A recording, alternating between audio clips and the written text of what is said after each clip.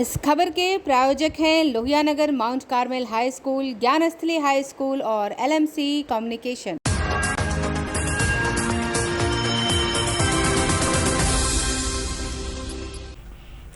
नमस्कार, मैं हूं दिव्या और आप देख रहे हैं आंखें न्यूज 24। आइए सबसे पहले नजर डालते हैं आज के मुख्य समाचारों पर। उप मुख्यमंत्री तेजस्वी यादव ने केंद्र सरकार पर लगाया आरोप। कहा, बिहार में केंद्र सरकार का नहीं मिलता सहयोग, केंद्र सरकार कर रही है बिहार की अनदेखी। भाजपा के प्रदेश अध्यक्ष संजय जायसवाल ने मुख्यमंत्री नीतीश कुमार से बिहार में खर्च हुए केंद्र सरकार के पैसे का मांगा हिस्सा। कहा, बिहार के विकास में मुख्यमंत्री और उप मुख्यमंत्री सक्षम नहीं। जाप सुप्रीमो पप्पू यादव ने कहा, देश और संविधान के लिए नरेंद्र मोदी और केजरीवाल सबसे ज्यादा घातक। कहा, लालू प्रसाद का नेतृत्व विपक्ष की भूमिका में अति आवश्यक। नशा मुक्त बिहार के लिए आज पटना में हाफ मैराथन का आयोजन, कई लोगों ने लिया भाग।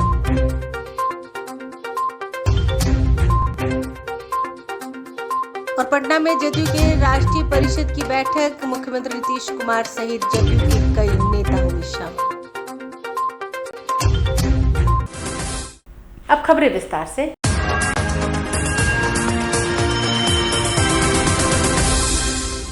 उप मुख्यमंत्री तेजस्वी प्रसाद यादव ने कहा है कि बिहार के तमाम मंत्री आरोप लगा रहे हैं कि केंद्र से हमें पैसा नहीं मिलता है। उसको लेकर तेजस्वी यादव ने कहा कि सहयोग हमें नहीं मिलता और कोई भी केंद्रीय योजना हो तो 50% राशि केंद्र सरकार देती है और 50% राज्य सरकार।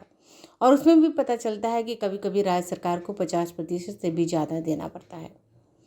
बीजेपी पर यह आरोप लगाया जाता है कि बिहार में जैसे ही NDA की सरकार टूटी, उसके बाद केंद्र द्वारा बिहार की अनदेखी की जाने लगी, जिसको लेकर तेजस्वी यादव ने कहा कि इस वजह से कब से कर रही है वह सभी लोगों को पता है, कभी भी हमें सहयोग नहीं मिला।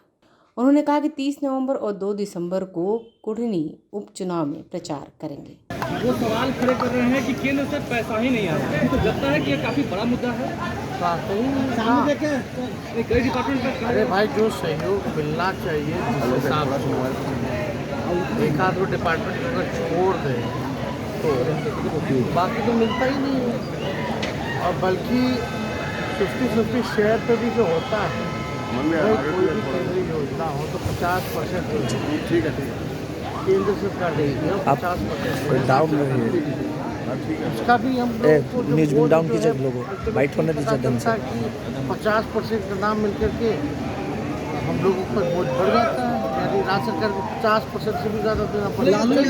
सिंगापुर गए हैं क्या? केंद्र सरकार क्या बोल रहे हैं यार, लोग डाउन कीजिए।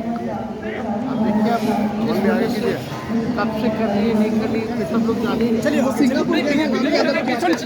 कुर्नी उपचुनाव को लेकर तेजस्वी यादव अब स्पेशल पैकेज मिलता है बीजेपी को, धक्का दे देंगे। स्पेशल पैकेज हवा में मिलता है, कभी नहीं मिलता है।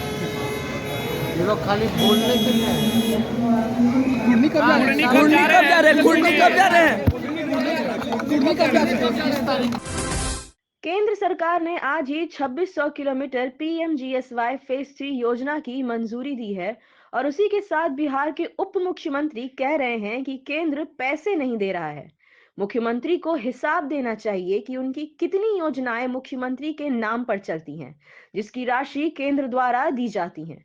बिहार के विकास में मुख्यमंत्री और उप मुख्यमंत्री सक्षम नहीं है और आज यह बहाना कर रहे हैं कि 2 महीने के भीतर ही केंद्र से बिहार को पैसे मिलने बंद हो गए।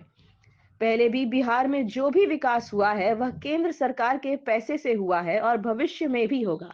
लेकिन अगर मुख्यमंत्री और उप मुख्यमंत्री स्वयं दिलचस्पी नहीं लेंगे तो विकास की बात झूठी हो जाएगी।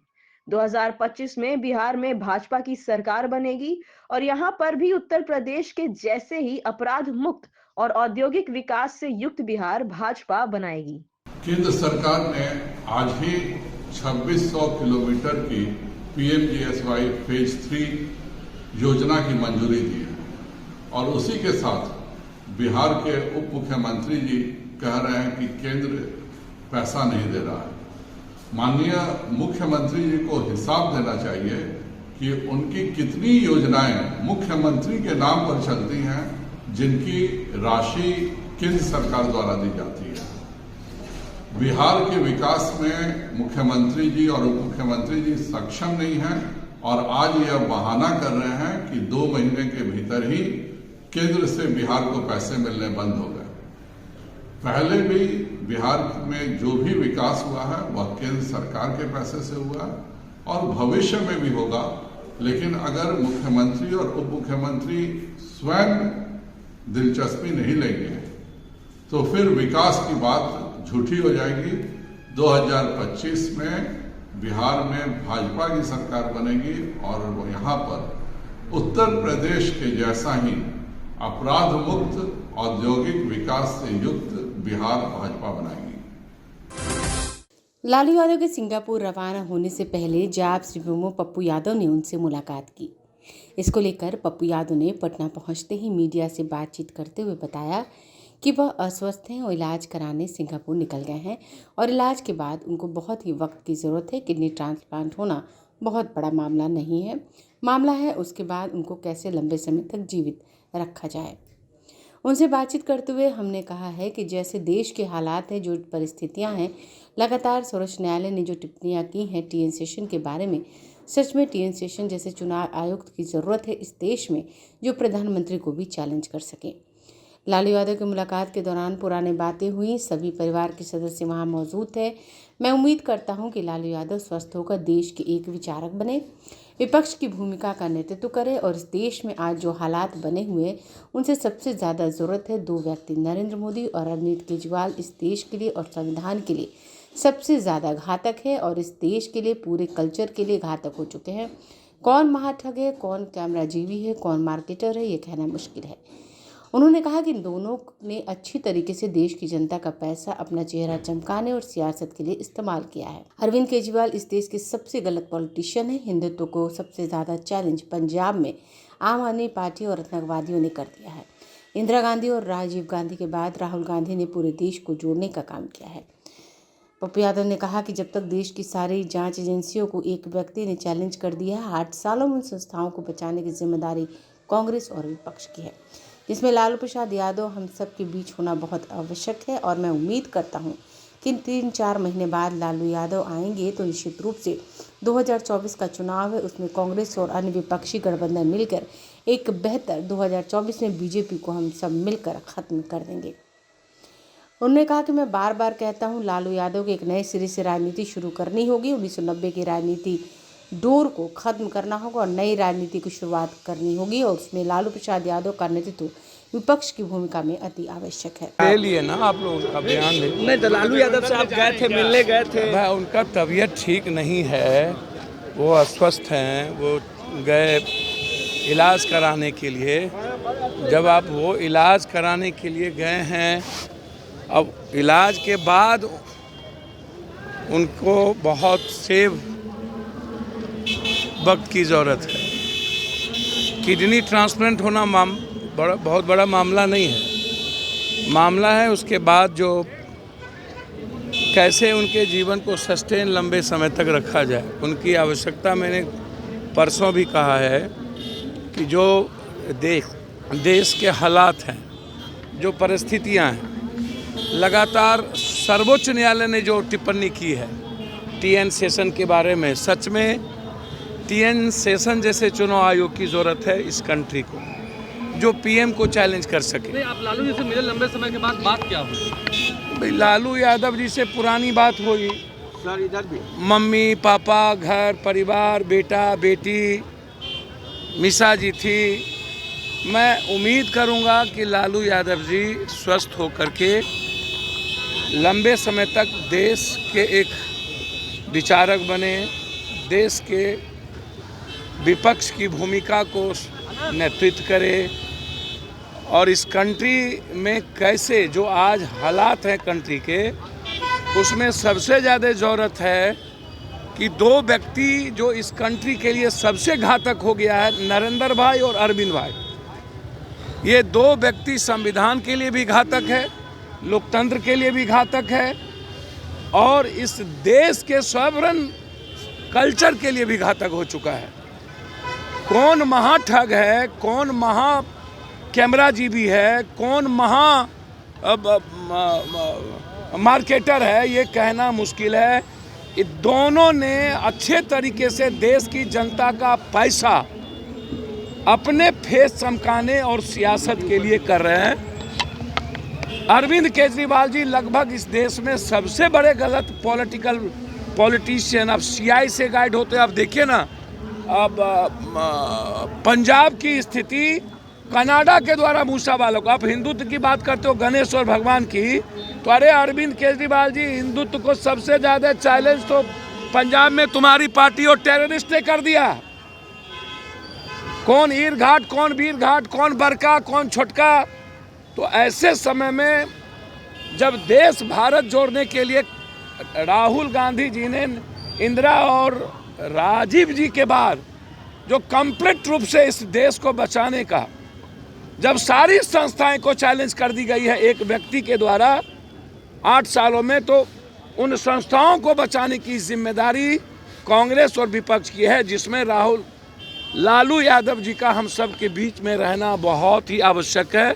और मैं उम्मीद करता हूं कि 3 महीने 4 महीने के बाद लालू जी आएंगे तो निश्चित रूप से जो 2024 का चुनाव है उसमें कांग्रेस और अन्य विपक्षी गठबंधन के साथ मिलकर एक बेहतर 2024 में बीजेपी को हम सब मिलकर खत्म करेंगे। महागठबंधन में जा रहे हैं, कई नेताओं से अपनी मुलाकात। अब मुझको समझ में नहीं आता है।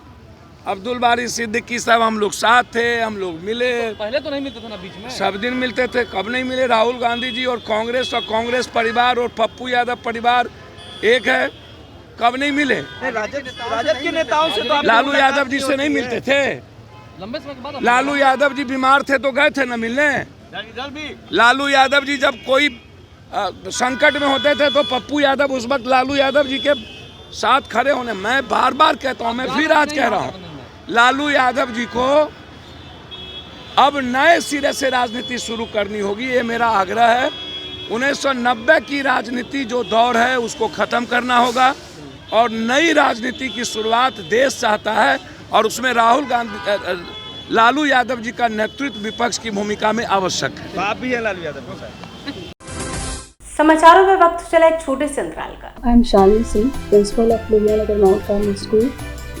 Here in our school, we give best education and good environment to our students, where they can learn well.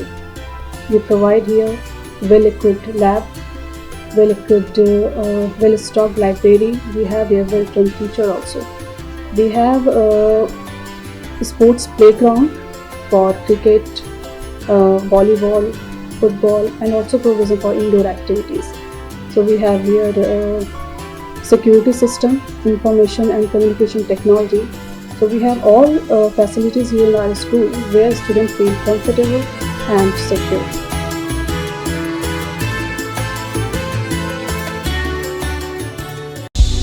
क्या आप पत्रकारिता के क्षेत्र में अपना कैरियर बनाना चाहते हैं?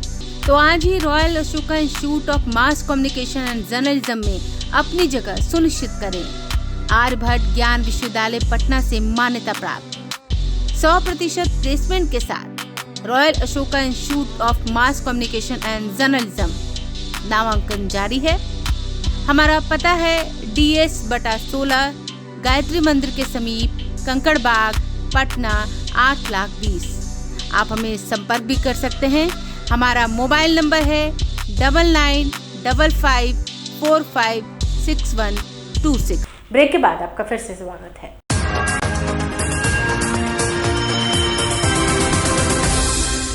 बिहार में शराबबंदी को सफल बनाने और नशा मुक्त बिहार बनाने के उद्देश्य से आज पटना के गांधी मैदान में हाफ मैराथन का आयोजन किया गया है।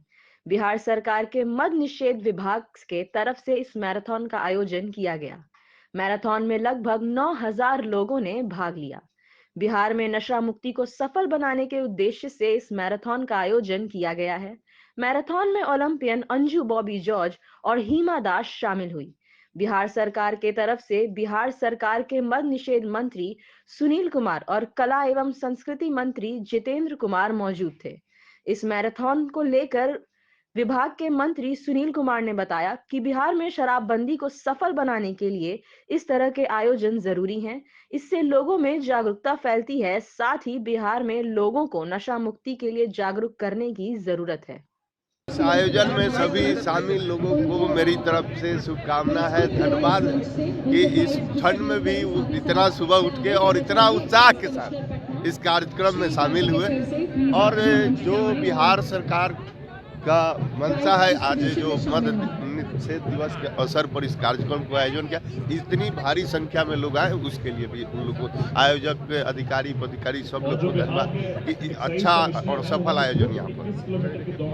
रन फॉर नशा मुक्त बिहार माननीय मुख्यमंत्री श्री नीतीश कुमार जी के नेतृत्व में जो हम लोगों ने बहुत पहले अभियान शुरू किया 2016 में सरकार ने, तो उसके सकारात्मक परिणाम सामने नज़र आ रहे हैं। और एक स्वस्थ और प्रगतिशील बिहार के लिए ये ज़रूरी है कि बिहार नशा मुक्त हो और जो समाज सुधार में अहम भूमिका पूर्ण शराबबंदी और नशाबंदी का है। और हम जागरूकता विभिन्न माध्यमों से, जैसे सोशल मीडिया, रेडियो, नुक्कड़ नाटक और अन्य माध्यमों से इसे आगे ले जा रहे हैं। और ये जो मैराथन रेसेस हुए हैं आज विभिन्न कैटेगरीज के, उसमें आपने देखा होगा और आपने कवर भी किया होगा कि किस तरह से हज़ारों की संख्या में हर तरह के लोग इसमें पार्टिसिपेट कर रहे हैं, न सिर्फ पदाधिकारी कर्मी, लेकिन बिहार की जनता है, उसमें महिलाएं भी हैं, बच्चे भी हैं, पुरुष भी हैं।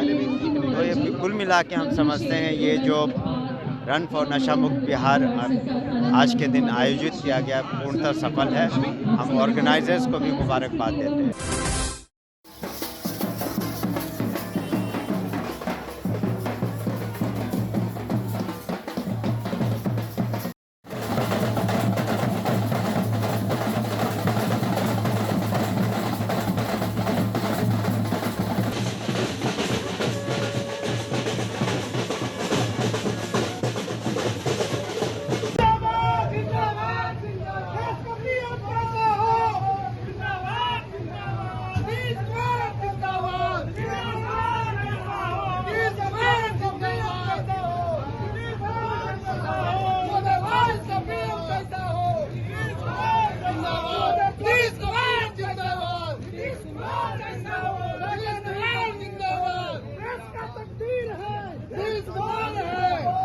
जेडीयू के प्रदेश कार्यालय में राज्य परिषद की बैठक बुलाई गई, जिसमें बिहार के मुख्यमंत्री नीतीश कुमार, वित्त एवं वाणिज्य मंत्री विजय चौधरी, जेडीयू के राष्ट्रीय अध्यक्ष ललन सिंह, प्रदेश अध्यक्ष उमेश कुशवाहा सभी की मौजूदगी में 500 नेताओं के बीच राज्य परिषद की बैठक में शामिल होने पहुंचे विजय चौधरी से जब सवाल पूछा गया कि लगातार आप लोग यह आरोप लगा रहे हैं कि केंद्र सरकार बिहार सरकार को राशि नहीं दे रही है, जिससे कई कार्य रुके हुए हैं, उस पर उन्होंने जवाब देते हुए कहा कि हाँ, यह बिल्कुल सही बात है। कई विभागों में सही तरीके से काम नहीं हो पा रहा है क्योंकि केंद्र सरकार पूर्ण रूप से बिहार के लिए राशि प्रदान नहीं कर रही है।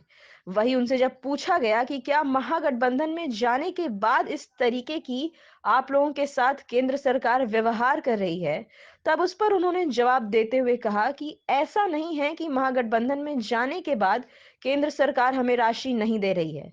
हम लोगों की मांग शुरू से ही रही है कि बिहार को विशेष राज्य का दर्जा दिया जाए। बिहार पिछड़ा राज्यों में आता है, ऐसे में बिहार को विशेष पैकेज मिलेगा तो बिहार का विकास होगा। लेकिन केंद्र सरकार शुरू से ही नजरअंदाज करते रही है और यही मुख्य कारण है कि एनडीए गठबंधन से हमारा नाता टूटा और हमने महागठबंधन में शामिल होकर सरकार बनाया।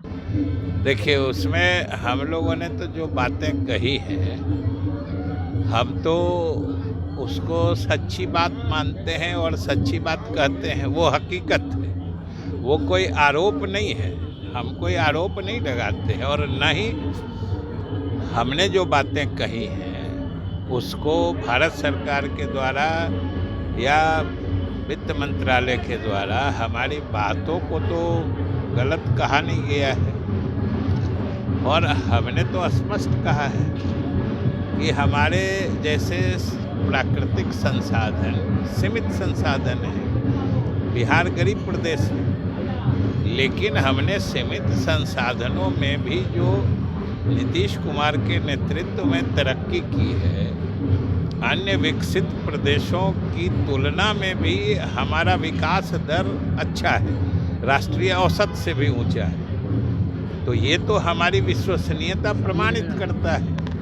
हम लोग इसके आधार पर विशेष राज्य का दर्जा मांग रहे हैं। और जो पहले से वाजपेयी जी के हुकूमत में इवन एनडीए की सरकार जो वाजपेयी जी के नेतृत्व में थी, उसमें अनेक योजनाएं सिंचाई विभाग की, शिक्षा विभाग की, अनुसूचित जाति पिछड़े या अति पिछड़े जाति कल्याण विभाग की अनेक योजनाएं थी जो 90-10 यानी 90-10 के रेशियो में चल रही थी। उसको धीरे धीरे केंद्र अपनी हिस्सेदारी घटा रही है। समझिए, जो 90-10 का रेशियो था उसको शुरू में 75-25 किया गया, फिर उसे 60-40 कर दिया गया, अब 50-50 कर दिया गया।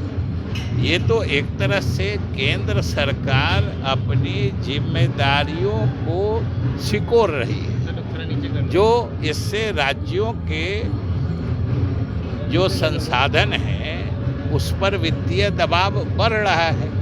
और राज्यों के तो सीमित संसाधन होते हैं, उसमें भी बिहार जैसे प्रदेश के। कैसे निपटेंगे सर इससे, अगर जो परिस्थितियाँ खड़ी हो रही हैं? निपटेंगे, हम लोग तो उम्मीद करते हैं कि केंद्र सरकार को इंसाफ करना चाहिए। हम लोग तो उम्मीद लगाए बैठे हैं। आइए एक बार फिर नजर डालते हैं आज के मुख्य समाचार पर। उप मुख्यमंत्री तेजस्वी यादव ने केंद्र सरकार पर लगाया आरोप, कहा बिहार में केंद्र सरकार का नहीं मिलता सहयोग, केंद्र सरकार कर रही है बिहार की अनदेखी। भाजपा के प्रदेश अध्यक्ष संजय जायसवाल ने मुख्यमंत्री नीतीश कुमार से बिहार में खर्च हुए केंद्र सरकार के पैसे का मांगा हिस्सा, कहा बिहार के विकास में मुख्यमंत्री और उप मुख्यमंत्री सक्षम नहीं। जाप सुप्रीमो पप्पू यादव ने कहा देश और संविधान के लिए नरेंद्र मोदी और केजरीवाल सबसे ज्यादा घातक, कहा लालू प्रसाद का नेतृत्व विपक्ष की भूमिका में अति आवश्यक। नशा मुक्त बिहार के लिए आज पटना में हाफ मैराथन का आयोजन, कई लोगों ने लिया भाग।